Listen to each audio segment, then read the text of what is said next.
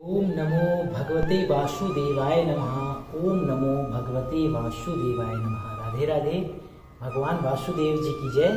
हर दिन की भांति आज हम साईनाथ महाराज को श्रीमद् भागवत बृहत सचित सुख सागर के 19वां अध्याय सुनाने जा रहे हैं। ये पावन कथा हमें साईं धाम के संचालक व श्री साईं बाबा के परम प्रिय मानस शिष्य श्री कैलाश चंद्र गुप्ता जी के आदेश पर बाबा की द्वारकामाई में ये महाग्रंथ हम साईनाथ को सुना रहे हैं, ताकि सभी भक्तों का कल्याण हो और सब पे साईनाथ की कृपा बने, भगवान वासुदेव जी की कृपा बनती रहे। तो आप लोगों से एक विशेष आग्रह कि आप सभी इस महाग्रंथ के पाठ को पूरा सुने, बीच में बिल्कुल भी ना छोड़ें, अन्यथा आप ना सुने। और सुनने के बाद इसे जनहित में, अगर आप चाहते हैं कि आपके जीवन के कष्ट परेशानियां खत्म, तो इसे आप शेयर करें और लाइक करके आप ये सिद्ध करें कि आप भी कलयुग के प्रकोप से बचे हुए हैं और आप एक सुखी मानव हैं। अगर आपके जीवन में कष्ट है तो श्रीमद् भागवत के 18वां अध्याय का श्लोक और अध्याय को जरूर सुने, आपको आपके जीवन का सार समझ में आ जाएगा। चैनल को ज्वाइन कीजिए ताकि आपके द्वारा ज्वाइन की गई रकम से गरीबों का भला हो सके, जरूरतमंदों को भोजन कराया जा सके। साथ ही जनहित में इसे अधिक से अधिक सब्सक्राइब करके बेल आइकन को ऑन कर दीजिए, घंटा बटन को दबाकर प्रवेश कीजिए। श्री साईं की द्वारिकामाई में 1972 से स्थापित साईं का यह दरबार है और बाबा की यहाँ लीलाएं जारी है, बाबा का चमत्कार जारी है, बाबा की अखंड धुनी जल रही है, अखंड ज्योत जल रही है। अगर आप लोग भी कष्टों से हैं परेशान तो 1 माह की लकड़ी, 1 माह का तेल बाबा की द्वारकामाई में बाबा के अखंड धुनी व ज्योत के लिए जरूर प्रेषित कर सकते हैं दिए गए मंदिर के नंबर पे। तो चलिए अब हम प्रारंभ करते हैं।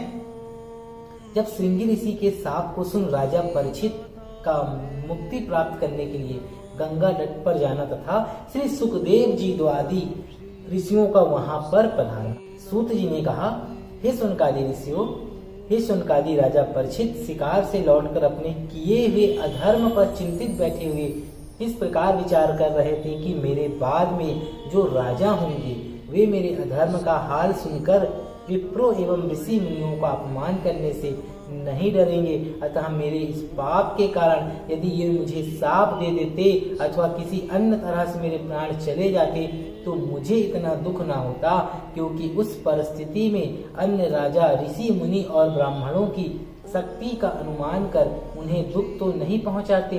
उसी समय समीक ऋषि के शिष्य कुमुर्क ने उनके समीप जाकर कहा कि हे राजन, समीक ऋषि ने आपको आशीर्वाद देने के पश्चात यह भी कहला भेजा है कि जिस समय आप उनके आश्रम में गए थे उस समय समाधिस्थ रहने के कारण उन्हें आपके वहां आने तथा पानी मांगने का कुछ भी आभास नहीं हुआ था, परंतु आपने क्रोधावेश में उनके गले में जो मृतक सर्प डाल दिया उसका उन्होंने कोई बुरा नहीं माना, बल्कि वे आपको जल पिला न सकने के कारण बड़े लज्जित हैं।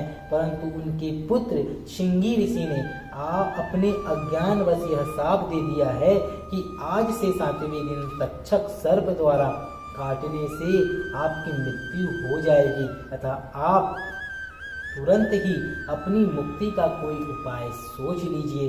कुमुर्क द्वारा ऋषि के ऐसे वचन सुनकर राजा परीक्षित बड़े प्रसन्न हुए। वे हाथ जोड़कर कहने लगे कि हे बंधुवर, ऋषि श्रृंगी ऋषि ने मुझे यह शाप देकर मुझ पर बड़ी कृपा की है। अब तुम जाकर ऋषिवर से विनती करके मेरा प्रणाम कहना। तत्पश्चात राजा को यह दुख होने लगा कि इस अधर्म के बदले यदि मेरे प्राण तुरंत निकल जाते तो वह अधिक अच्छा था। इस शरीर को 7वें दिन तक और जीवित रहने की क्या आवश्यकता थी। इस प्रकार विचार करके राजा परीक्षित स्त्री, पुत्र, राज्य और धन आदि से मोह त्याग कर श्री नारायण जी भगवान का चिंतन करने लगे। उन्होंने सोचा, संसारिक मोह में फंसे हुए मेरा इतना समय व्यर्थ ही चला गया। आज से 7वें दिन जब मैं तक्षक सर्प द्वारा काटने से मृत्यु को हो जाऊंगा, उस समय यह राज्य एवं संपत्ति स्वयं ही मेरे साथ छोड़ देगी।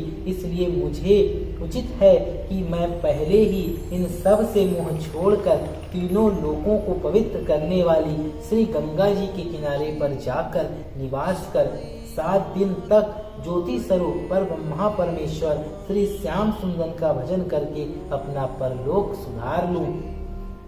ऐसा निश्चय करके अपने 14 वर्षीय पुत्र जन्मजेव को राज्य तिलक कर सिंहासन पर बैठा दिया। तदंतर मंत्रियों को बुलाकर राज्यकार सौंपकर जन्मजेय से कहा कि हे पुत्र, तुम गौ ब्राह्मणों की रक्षा करना और प्रजा को किसी प्रकार का दुख मत पहुंचाना। इतना कहकर राजा परीक्षित ने राजसी वस्त्राभूषण को उतार डाला। तदुपरांत वे एक कौपीन धारण कर गंगा तट पर जा पहुँचे। उस समय राजा ने ब्राह्मणों को बहुत दान दिया। वे राजा के पीछे पीछे गंगा तट पर जा पहुँचे। राजा हरिद्वार में गंगा तट पर उत्तर दिशा की ओर मुख करके बैठ गए और अपने मन में यह संकल्प कर लिया कि मेरी आयु के जो 7 दिन बाकी रह गए हैं उनमें मैं किसी प्रकार का अन्न जल ग्रहण नहीं करूंगा। राजा का यह समाचार जिसने भी सुना वह अति दुखी हुआ।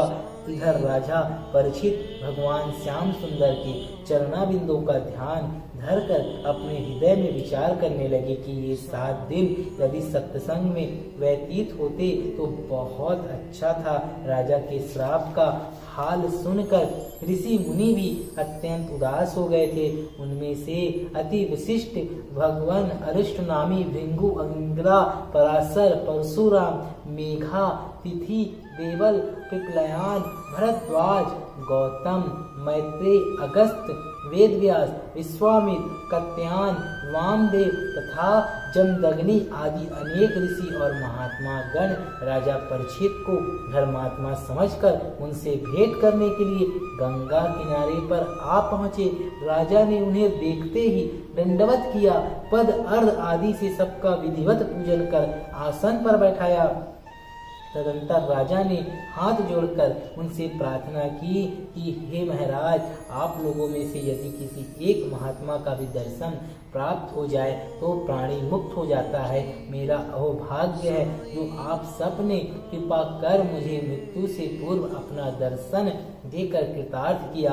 हे प्रभु, जिस प्रकार आप सब पधारे हैं उसी प्रकार दया करके 7 दिन तक यहाँ और ठहरिए। आप लोगों के यहाँ रहने से मेरा मन संसारी मोह माया की ओर नहीं आएगा और आप लोगों का सत्संग पाकर 8 पहर प्रभु चर्चा में ही बीतेंगे। आप लोग निष्काम भाव से मेरा भला सोचकर ही यहाँ पधारे हैं, अतः आप लोग मुझे कोई ऐसा उपाय भी बतलाइए जिससे मैं 7 दिनों के भीतर आवागमन से छूट जाऊं। राजा परीक्षित की बात सुनकर उनमें से एक ऋषि ने कहा कि हे राजन, तीर्थ स्नान का बहुत पुण्य कहा गया है, अतः तुम वही करो। दूसरे ऋषि ने कहा तुम यज्ञ करो, उससे तुम्हारे संपूर्ण पाप नष्ट हो जाएंगे।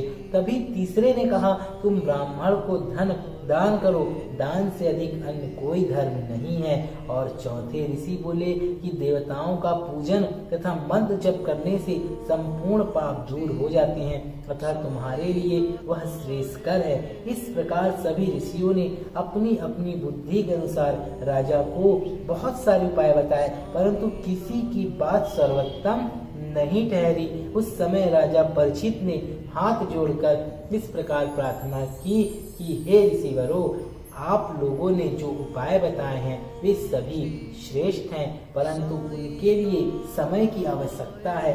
मेरी मृत्यु में केवल 7 दिन ही शेष रह गए हैं, अतः आप लोग कोई ऐसा उपाय बतलाइए जो 1 सप्ताह में ही संपन्न हो सके।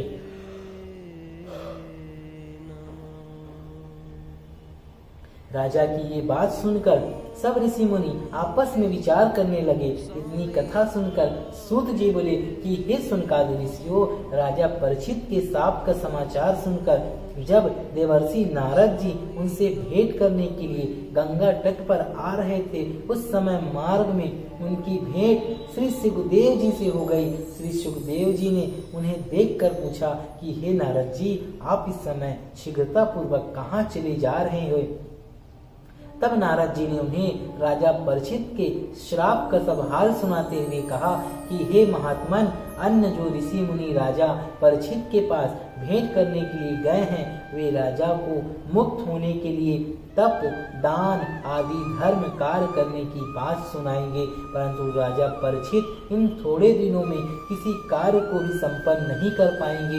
इसलिए आप कृपा कर राजा परीक्षित के पास चलिए एवं उन्हें श्रीमद् भागवत का सप्ताह पारायण सुनाकर भवसागर से पार कीजिए। बोलिए श्रीमद् भागवत बृहद सचित सुख सागर की इस पावन कथा की जय। भगवान वासुदेव जी की जय। देखिए यहाँ पर भी बताया गया है कि अगर आप जन्म मरण के कष्टों से मुक्त होना चाहते हैं, भव सागर से पार हो जाते हैं, आप पार होना चाहते हैं, अपने कष्टों अपने पापों से मुक्ति चाहते हैं, तो श्रीमद् भागवत बृहद सचित सुख सागर की इन पावन कथाओं का श्रवण करें, लोगों में प्रसारित करें। इसका बहुत बड़ा पुण्य व फल आपको प्राप्त होगा। नारद जी की बात सुनकर जब श्री सुखदेव जी ने राजा के पास जाना स्वीकार नहीं किया, तब नारद जी बोले कि हे सुखदेव जी, मार्ग में आते समय मैंने यह दृश्य देखा कि नेत्रों वाला एक मनुष्य कुएं के समीप बैठा था। उसी समय एक अंधा आदमी उस स्थान पर आया और कुएं में गिरकर मर गया। उस आंख वाले आदमी ने उस कुएं की ओर जाने से रोका तक नहीं। अतः जब यह समाचार उस देश के राजा ने सुना तो उसने आंख वाले मनुष्य को बहुत दंड दिया, क्योंकि उसने उस नेत्रहीन आदमी को कुएं की ओर जाने से नहीं रोका। अब कृपा कर यह बतलाइए कि उस आंख वाले ने अनुचित किया था या नहीं। श्री सुखदेव जी ने उत्तर दिया कि हे नारद, उस आंख वाले ने निश्चय ही बड़ा अधर्म किया था, जो उसने नेत्रहीन आदमी को कुएं की ओर जाने से नहीं रोका, उसको कुएं में गिर जाने दिया। श्री सुखदेव जी के मुख से यह वचन सुन नारद जी ने फिर कहा कि हे सुखदेव जी, राजा परीक्षित अपनी मुक्ति का उपाय नहीं जानता है। ऐसी हालत में यदि आप लोग उसे मार्ग नहीं दिखाएंगे तो उसके नरक में जाने का पाप आपको लगेगा। श्री नारद जी की यह बात सुनकर श्री सुखदेव जी ने राजा के पास जाना स्वीकार कर लिया और बोले कि हे नारद जी, आपके विचारानुसार अब मैं चलने के लिए उपस्थित हूँ। अब तक चले मैं भी पीछे आ रहा हूँ। यह सुनकर नारद जी, आप तब तक चले, मैं भी पीछे से आ रहा हूँ। यह सुनकर नारद जी प्रसन्न हो श्री सुखदेव जी से विदा मांगकर राजा परीक्षित के पास चल दिए। सूत जी ने कहा कि हे ऋषियों, जब समय संपूर्ण ऋषि मुनि राजा परीक्षित के लिए 7 दिन के भीतर प्राप्त होने वाली मुक्ति का उपाय सोच रहे थे, उसी